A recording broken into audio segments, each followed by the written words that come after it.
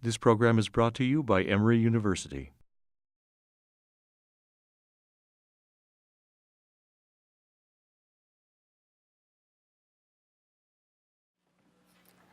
All right, good afternoon, everyone. Again, my name is Dahlia Racine, and I'm Deputy Chief Assistant District Attorney of the DeKalb County Human Trafficking Unit. And today, what we are focusing on after that very powerful performance is getting down to the nuts and bolts of this issue.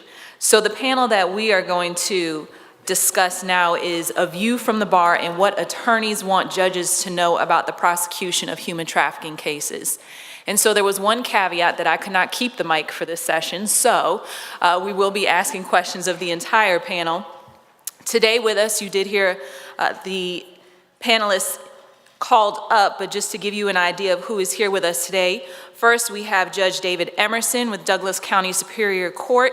He actually is the only judge in the state of Georgia to try a CSEC human trafficking case involving male victims to date.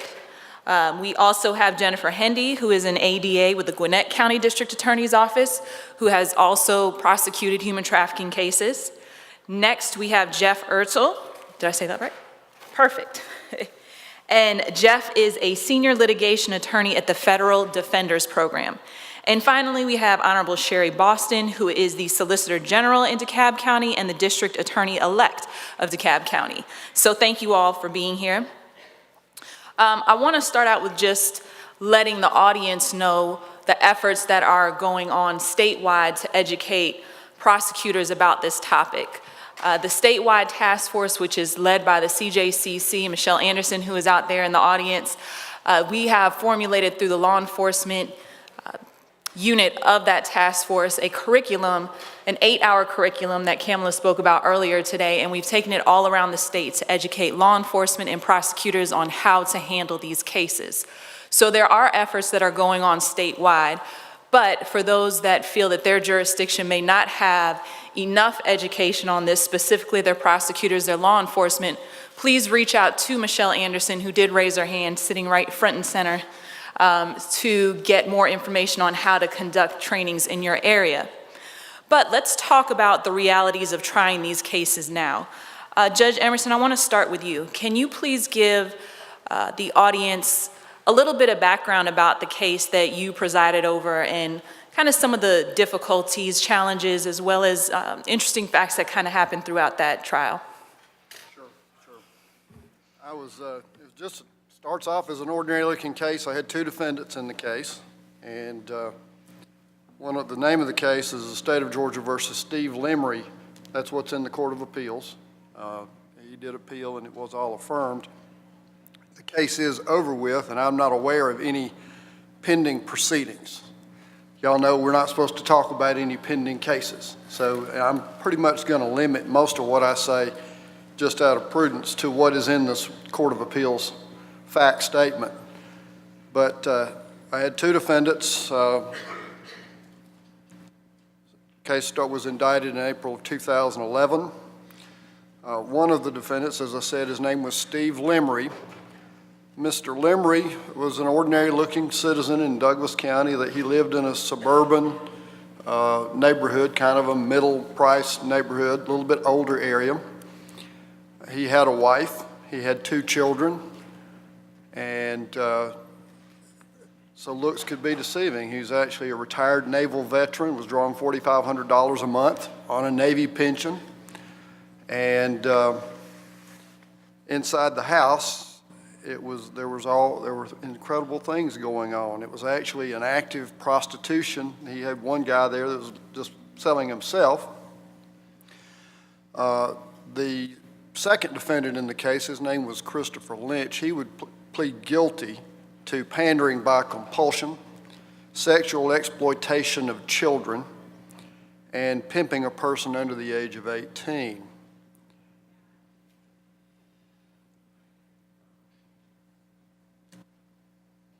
The Court of Appeals noted a few things. That Mr. Lemery was prosecuted. There were 3 victims. One was 18. The other 2 were minors. He was charged with multiple counts of aggravated child molestation, which all of you Superior Court judges know that's a mandatory 25 from the get-go. He was charged with human trafficking and a number of counts. All of these victims meet the classic profile that you see.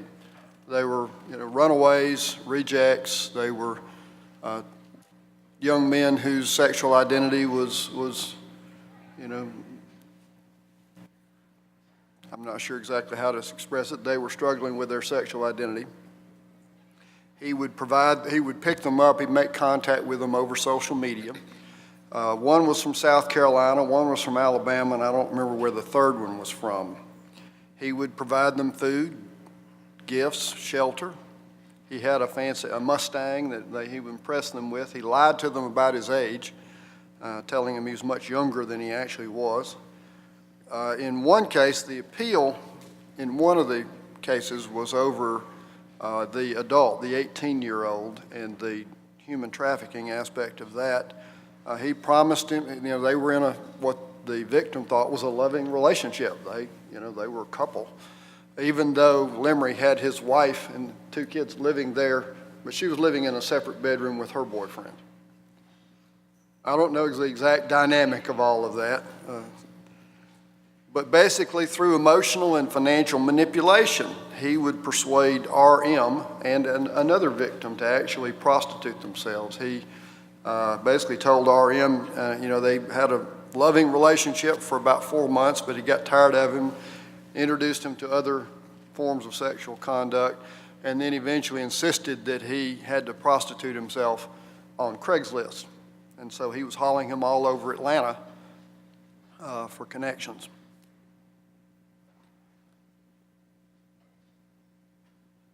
RM testified that he was, and this is from the Court of Appeals decision, he was only supposed to stay a week, but he and Lemery began dating. Their relationship became sexual. He moved in with Lemery into the master bedroom. Lemery told him that he loved him, and he believed he was in love with Lemery, and that they had a monogamous sexual relationship. Lemery would provide RM, he's 18, drugs, alcohol, and it was a massive amount of intoxicants going into that house. RM would say he felt hypnotized and brainwashed. They had frequent parties. That's why they had to raise money. The $4,500 a month from the government was not nearly enough to fund the lifestyle that they were living.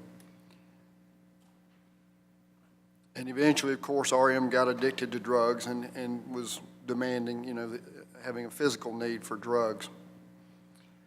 He was embarrassed. He had no support network of any kind. Of course, he was afraid his family would find out. Interestingly, and Lemery actually got the idea to do this. He was also prostituting himself, if he could do it, from another young man who was also an active prostitute, but without a pimp. There was one statement RM made during the case that I found striking, and he said this: he became resigned to his situation. After a while, you just kind of get used to it. It goes to those dead eyes that we've seen in those pictures of those victims. The issue, it was interesting. I first got introduced to Mr. Lemery in his first letter to the court. He wrote me a letter and asked for a psych evaluation. And I don't know how many of you all routinely get letters from the defendants asking for their own evaluations. And then he had money, so I had an issue with counsel. He didn't qualify for appointed counsel. He owned a home, so I actually had to appoint a guardian ad litem to deal with the financial side of it. I did eventually get him an appointed lawyer. She filed a motion for psych evaluation. I granted that the next day. It took a year to finish that because of getting records from the Veterans Administration, but he came back competent to stand trial. He came back criminally responsible, but eventually that would become one of the major issues on appeal, because just before the trial, he would get asked the lawyer to file another motion for an independent psych evaluation. The state had done a very thorough one, and of course, we're on the eve of trial. I denied that, and that was one of the major issues on the appeal, arguing that she was ineffective for waiting so long to order the psych evaluation. Of course, you know, this fellow was a clever man, and it really wasn't a close issue. He was a mentally ill man, I would agree that, but he was smart, and he was dominating the situation. Other than that, that was what it was like. Of course, it is all over with now. There might be habeas out there somewhere that I don't know about. Thank you very much. Jennifer, you had the opportunity to handle prosecuting a human trafficking case. If you could explain to the audience some of the issues that you've had in putting up your case, things that are maybe not as traditional in other cases that you've tried that you have to deal with in these types of prosecutions. Yes, I had two victims, two juvenile victims, a 15-year-old and a 16-year-old female, and they had both been in foster care since they were 9 or 10. They routinely ran away from their foster homes or their group homes. They had met years prior to the incident date alleged in the indictment, but essentially one of them wanted to run away again. She reached out to the other victim, the 16-year-old, who was voluntarily prostituting herself out. They hooked up. The defendant had them in a series of hotel rooms, prostituting them, raped the 15-year-old who had reached out to her 16-year-old friend in an attempt to get her into prostitution. Basically, by the time it was time to get the case ready for trial, I couldn't find either of the victims. They were continuing to run away. We had the 16-year-old, we had found her mother, and we had found her child, but we couldn't locate her. And that my judge was gracious to continue the case for the state for at least 10 times. But there came a point where he said, you either put this case up or don't prosecute. And then the other victim, we found her shortly before trial, but she was not cooperative. She didn't want to meet with us. She said she'd put it all behind her. When I did opening statements, I told the jury I didn't know if she was going to come or not. We finally got her in the building. She would not testify to anything, but we were able to get in all of her prior statements to multiple law enforcement officers, the sexual assault examiner, and the forensic interviewer through the child hearsay statute. So fortunately, we were able to basically put up all the evidence without cooperative testimony from any live victim. We had back page ads, some social media, but it was an evidentiary and logistical nightmare really for the prosecution. So I would appreciate judges that are patient with the state and patient in our attempts to find these victims, and even when they won't articulate what happened, it doesn't lessen the fact that it absolutely happened and the trauma that they went through. And I don't know, it was just very disheartening that I couldn't put forth more, more passion or more basically evidence of what really happened. It was kind of all backdooring and hearsay, and fortunately the jury could see how traumatic it was and how important it was, but it was kind of a miracle in my opinion that we won. And Jeff, if you could explain some of the issues and concerns that you have from the defense side of this issue in what you're seeing, maybe not just in defense of human traffickers, but dealing with women or men who are charged with sexually related offenses that are later turned from victim to offender, and how you deal with that. Well, there's a couple of things. I've tried about, I think, unfortunately, 5 or 6 of these, and unfortunately for me, they didn't have trouble getting their witnesses to trial. A lot of, the first one I did, I think there were 5 young women, I should say young girls. They weren't, at the time of trial, they weren't even 16 yet. So obviously the difficulty of interviewing them, you know, you have to go through their parents, you just can't show up. The difficulty with being a male interviewing young women about such a sensitive topic is obviously something that's very difficult. And consequently, or luckily, we had a number of female investigators, so we staff it usually that way. There's a lot of, we mentioned Backpage, there's a lot of social media that we can mine. And maybe I'm giving away some defense secrets, but There's just a wealth of information out there. Of course, getting it and then getting it into evidence is an entirely different story. You have here now in Georgia, I practice only in federal court, but rules of evidence are the same. Our evidence, I think it's 413 or 414, one of them, will allow you to bring in not only as prior bad acts or evidence, any prior sexual activity or sexual conduct, not even convictions of the client, and don't bring it in as prior bad acts. In federal court, and I'm assuming it's going to be the same because it's written the same, it comes in as substantive evidence, as propensity evidence, and there's an instruction about that. So that's always a difficult issue for me because most of my clients, it's usually not their first rodeo. So they have a past.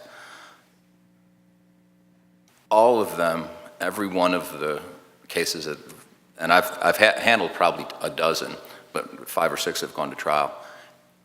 Inevitably, there's always a video of my client with one or more of the victims.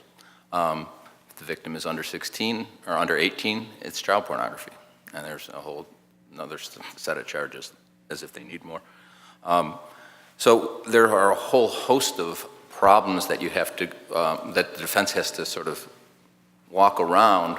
And then I guess, like I said, we find, or most of my cases, the victims, the women, are not, it's not their first rodeo either. Almost every one of my clients has, should I say mind, has obtained his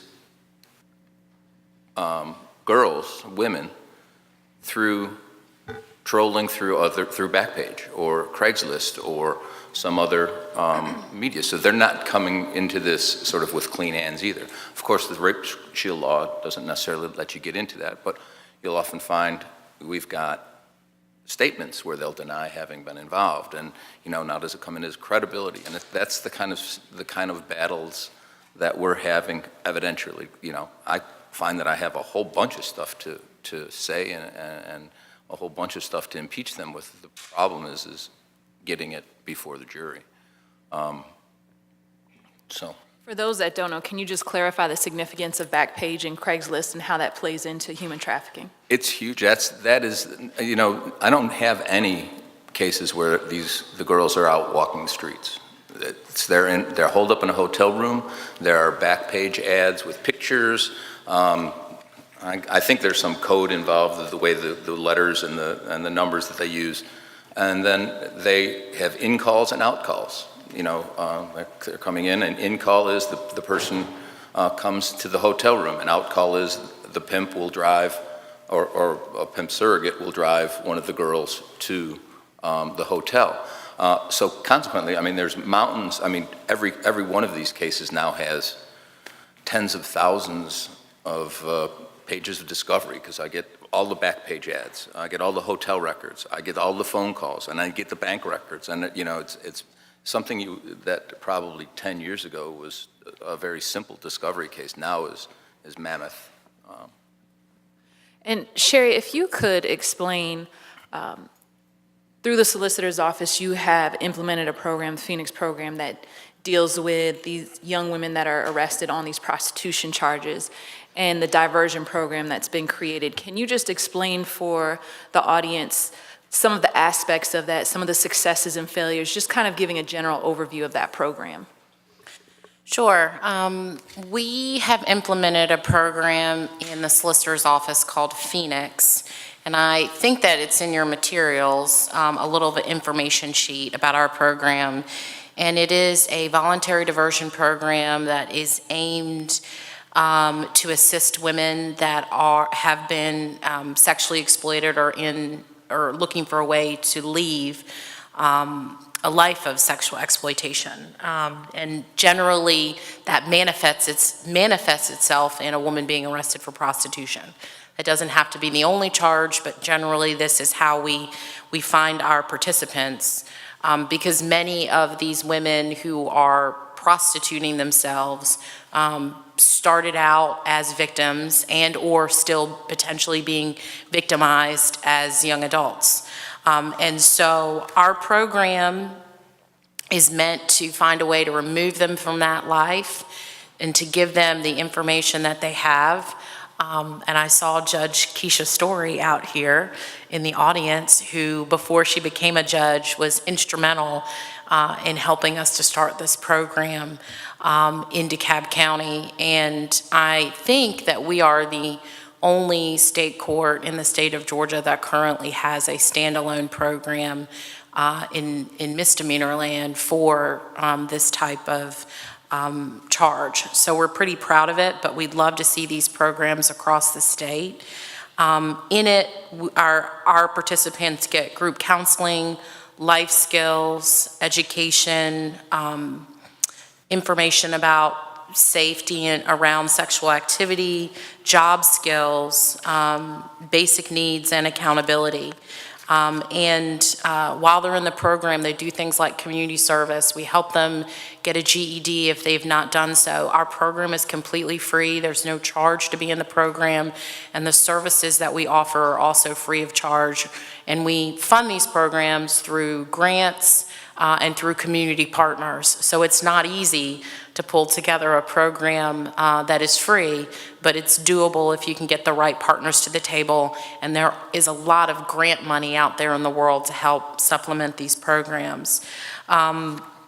We're really proud of the program, but I will tell you that it is a very difficult program in the sense that you have to be prepared that your success rates are really going to be small because many of these women face many challenges, and it's not your typical diversion program.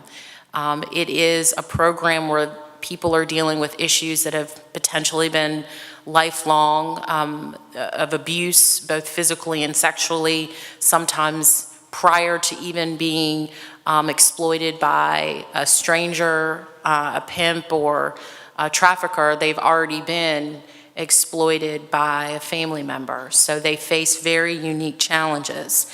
One of the challenges that we faced that we wanted to talk about today, which you as judges may see, in our program back in 2014, we had a participant whose pimp was trying to utilize our program as a recruitment tool. This particular young woman was in our program, and she was an aspiring model singer. She entered our program in July of 2014, and her boyfriend/manager, who we refer to as a pimp, became a problem for our court, and he would insist on remaining with her and would be in court utilizing her and himself to recruit other women to his so-called talent label. That it was not a talent label.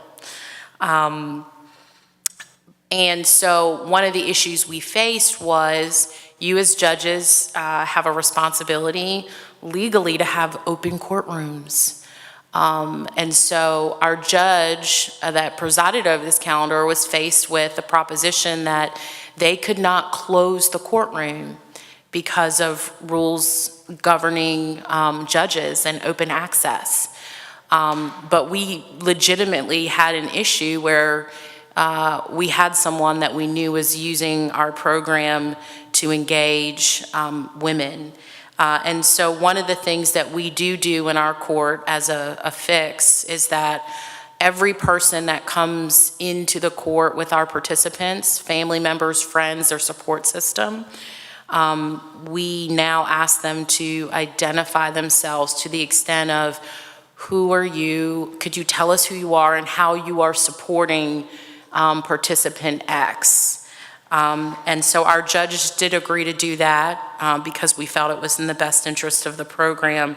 And generally speaking, if someone is truly there in support, they're open and willing to identify themselves. And if they are a pimp, is less likely want to stick around and identify themselves and who they are. And of course, once they leave the courtroom and they're in the courthouse, we have the ability to find out more information.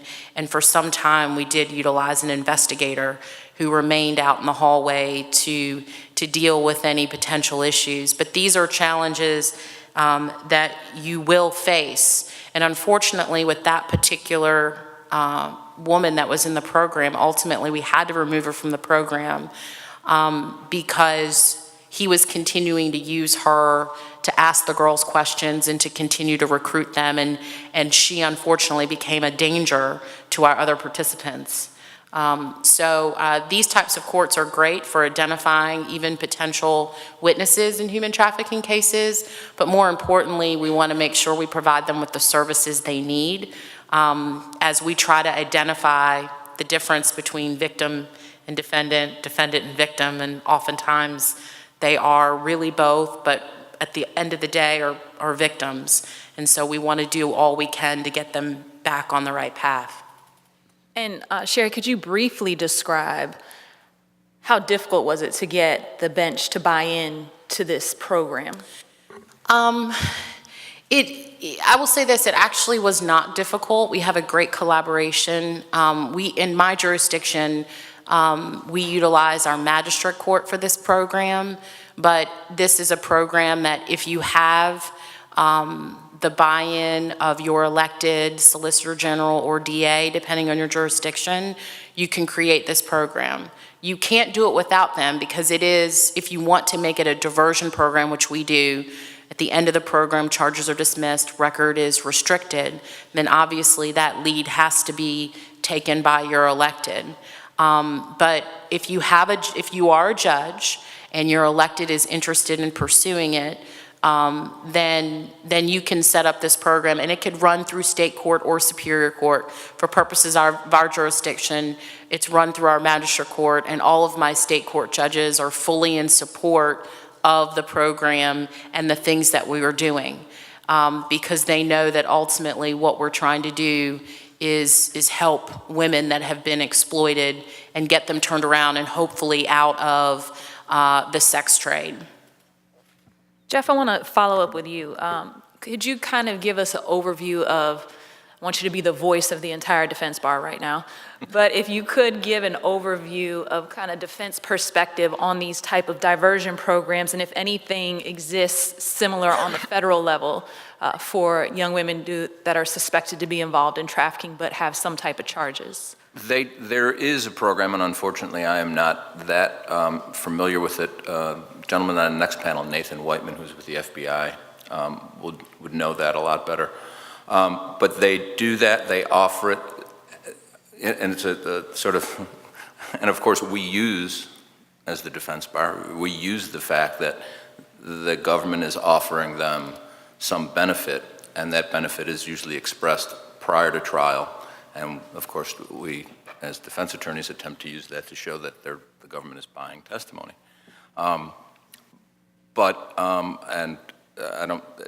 So that's, I mean, I as a defense lawyer, I have one perspective. As a person, I have obviously another.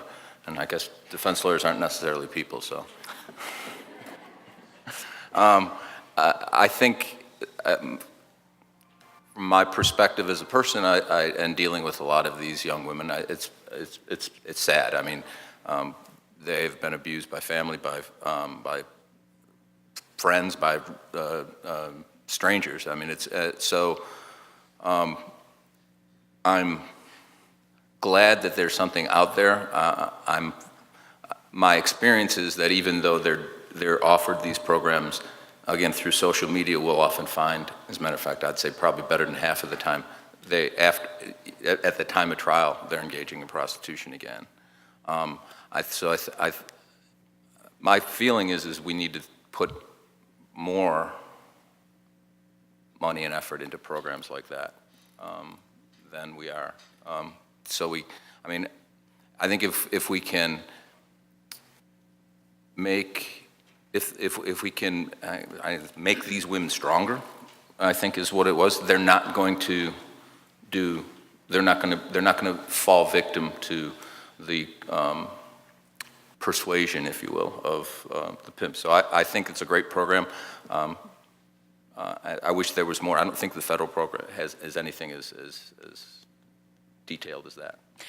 Well, I just wanted to follow up and say, I mean, the reality of it is that the success rate of our program is still really small in nature. And many of you drug courts are pretty much everywhere across the state of Georgia. And you know, similarly in drug courts, this is not a one-stop shop fix. That you see your participants continue to stumble and deal with the struggles of drug addiction over and over. And the sexual exploitation is no different. In fact, we had a participant in our program that ended up being murdered by a John in another jurisdiction. She was still continuing while she was in our program to participate in the sex trade and ultimately encountered a very dangerous man who murdered her. So you have to go into it with your eyes wide open. And of course, for us, for every success story we have, we're very excited about because we've saved one young woman from future abuse and exploitation and the dangers associated. But for every one person that is successful in our program, I can't tell you the numbers that are not successful. So it is not a one-stop shop fix, but we will continue to work hard to help victims one at a time. Judge Emerson, I have a question for you. Sometimes when a judge is hearing this statute or these charges for the first time, that sometimes the impression is, well, isn't this just pimping? This was just prostitution from back in the day. What is your comment to judges that are kind of getting this in their courtroom for the first time and things that you found helpful for you in handling your first human trafficking case? There's several statutes. Maybe I can open it up. But the first one, of course, pimping is a misdemeanor if the victim is an adult, but when you get into pimping underage kids, like under 18, I think it's up to 20 years. If they're under 16, it's 30 years, and it's a mandatory minimum 10-year prison. So when you start pimping minors, it jumps up to a Superior Court case very fast and a very serious Superior Court case. Also, on the legal issues, there's also a statute on the immunity of the victim that you need to be aware of. That's 16.6, I believe it's 13. No, 3, I believe. I'll find it in just a second. But it does. There's a statute for the victims of this that if you find that they have been in this type of a situation, then they have a defense to that. There's also the Ferguson case that actually cited the Lemery case recently, and Ferguson argued that the victim should be treated as an accomplice. And for those of you who know the rules of evidence, you know that if it's an accomplice testifying, we don't just have the single witness, if believed, charge. They have to be corroborated. And the Court of Appeals ducked that. They had the Ferguson case, and they just didn't reach it because they found that there was plenty of corroboration for the victim in that case. So just be aware, when you run into this, you're going to probably will have that issue come up. But as I say, when you start talking about the pimping of minor children, it's a major felony. And I was a little bit surprised at the seriousness of the sentences. Jennifer, if you could recall any specialized or specific motions, maybe that are typical in your cases, but were tailored specifically for your trafficking prosecution, and also factors that the court considered when it came to sentencing of your defendant. In terms of pretrial motions, I think the only one that I filed was the child hearsay notice so that we could proceed on the testimony, the prior statements she had given multiple parties, and that's just a notice requirement, so those statements did come in. The defense objected continuously about violating the confrontation clause because I didn't have one of the victims, And the victim that I did have was testifying about what happened in the hotel room and what she observed. No hearsay statements came in from the missing victim, but the record is rife with, or full of objections for confrontation clause, which I didn't believe, and the judge supported my position. I'm sorry, what was this? Factors in sentencing. that were Oh, and considered. when we drafted the indictment, under 18 plus coercion triggers a 25 to 50 years, mandatory minimum of 25, or life. So, and the warrant wasn't for trafficking underage plus coercion, but in reading the sentencing and in evaluating the case, that's how I drafted the indictment, and I just alleged blanket coercion. And I hoped that come trial time, I would be able to prove coercion any number of ways that the statute allows for, which is physical coercion, financial coercion, and we did prove both of that. He was physically abusive to each of them. He was sexually abusive to each of them. So then we had to tailor the jury charge to address both age and coercion. And then that triggered the mandatory minimum sentencing, and our judge did impose life. But I would encourage prosecutors to allege the coercion whenever you can in order to trigger that higher sentencing provision. Judge Emerson, that coercion definition was provided in the Lemery case, is that correct? Yes, it's pretty broad as well. And in my case, it was the deception and the coercion. Basically, that was the issue on appeal with the adult victim. And Jeff, if there were something that you thought was very important for the bar to know from the defense perspective about handling of these cases, what would you like for the bench to take notice of when it comes from the defense perspective in handling human trafficking cases? Well, one of the things that, that I've seen that's consistent is, I'm not going to use the term, but in the bottom, the one, there's always one of the women that is sort of the next in command, and in my opinion, they are maybe not as culpable, but they're out there. They're a lot of times exacting the violence. They're taking some of the money. They're recruiting their own.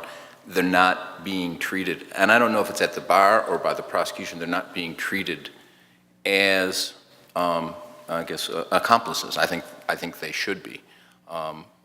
Maybe some of the other, I can understand the other girls, but I think there is a real, and I don't know if it's societal that, you know, we think of the, you know, the poor damsel in distress, but it's always bothered me that in federal court, she's always the star witness, and she's always getting a deal to something less than 5 years when the guy that's on, that's my client is getting life as a matter of course. I mean, when you come to the sentencing guidelines, a life sentence is the rule rather than the exception. With that, Jennifer, Sherry, what do you guys think about treatment from the prosecution's perspective of females that are identified as the bottom in the greater scheme of the trafficking enterprise? I was wondering if their testimony was necessary, and so I think that it would need to be evaluated depending on how much the prosecution needs that testimony to get to the most culpable pimp at the top. I mean, I tend to agree with Jennifer. You know, you have to have, every situation has to be evaluated individually when you're dealing with these types of cases, how it affects the greater scheme of the case, and, you know, levels of culpability. But I mean, it really is case by case. So our time is almost up for this panel, and if everybody would just take a moment to address final thoughts of ultimately what you would like the bench to know when it comes to handling human trafficking cases in their jurisdiction. Other than Judge Emerson, that you're available anytime, day or night, for their questions to field them on how to try these, but what suggestions or what, just final thoughts, basically. I would say that all human trafficking cases are not necessarily wrapped up in a bow and stamped with the words HT. Obviously, in state court, you're never going to have a human trafficking case because it's a felony charge, but be open to the other types of cases where these situations have manifested themselves and realized that it's not as simple as it seems on the surface. I guess I'd want the bench to, I think, when it comes time to sentencing, because we're probably going to get there, is to recognize that the defendants often come from the same place as the victims. They're often victims of abuse. They're often physical, sexual. They're often abandoned, and they're finding their way into this life by accident, or the same way that probably some of the victims are. So I think when it comes to sentencing, I think I'd like the bar to be open to, yeah, this guy might have done some very bad things, but he might not be the person that needs to go away for life. Unfortunately, that's what's happening so much. I would say, please be patient with the state. We do appreciate your patience in our attempts to locate witnesses and get everybody to court and when we need continuances. And be aware that even when nobody comes to court as a cooperative witness or is able to articulate what actually happened, it doesn't minimize the trauma that actually did happen to multiple victims. I think there's still time for your comment. I don't know if y'all saw it, but there was a story in the news out of Wall Street Journal or somewhere reported that in Mexico City on October 4th, they rescued 51 women who were being trafficked, and the price that they were being paid for was a 3-drink minimum. And they had been recruited as dancers. And to me, that exemplified the degree of exploitation of these folk, these women, in the mindset of those who were doing that, and how little they valued their humanity. So I just think that should overlay what we are thinking about in dealing with these cases and how they're treated. Well, I want to thank all of our panel very much for your insight and your information. So thank you all for being here.